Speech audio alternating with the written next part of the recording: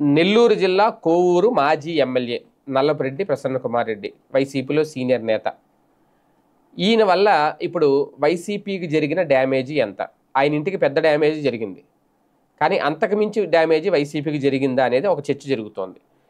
ఆయన మాటలే డ్యామేజ్ తెచ్చిపెట్టాయా అంటే ఖచ్చితంగా ఆయన ఇంటి మీద దాడి జరిగిందా అని అయితే ఎవరు సమర్థించరు. అలాగని ఈయన మహిళల మీద మాట్లాడిన అనుచిత వ్యాఖ్యలను కూడా ఎవరు సమర్థించరు ఖచ్చితంగా. అందుకని ఆయన ఇంటికి జరిగిన డ్యామేజీ కంటే వైసీపీకి నెల్లూరు జిల్లా రాజకీయాల్లో వైసీపీకి జరిగిన డ్యామేజీ ఎక్కువ అనేది ఇప్పుడు ఆ పార్టీలోనే మొదలైన చర్చట.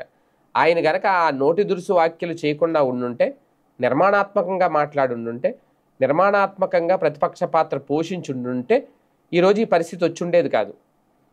అలాగని చెప్పి ఇప్పుడు ప్రత్యర్థిని విమర్శించకూడదని కాదు, ప్రత్యర్థిని ఆరోపించకూడదు అని కాదు. చేయొచ్చు, ఆరోపణలు చేయొచ్చు, విమర్శలు చేయొచ్చు, కానీ కన్స్ట్రక్టివ్గా ఉండాలి, నిర్మాణాత్మకంగా ఉండాలి.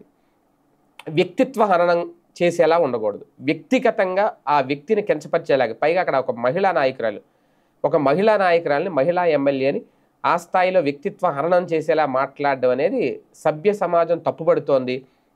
ఒక ఎమ్మెల్యే చేసిన హోదాలో ఉండి, ఒక మాజీ మంత్రిగా పనిచేసిన హోదాలో ఉన్న వ్యక్తి సీనియర్ నాయకుడై ఉండి ఇలాగ సభ్య సమాజం తల దించుకునేలా వ్యాఖ్యలు చేశారు అనేది అయితే ప్రజల్లోకి బలంగా తీసుకెళ్ళగలిగింది తెలుగుదేశం పార్టీ.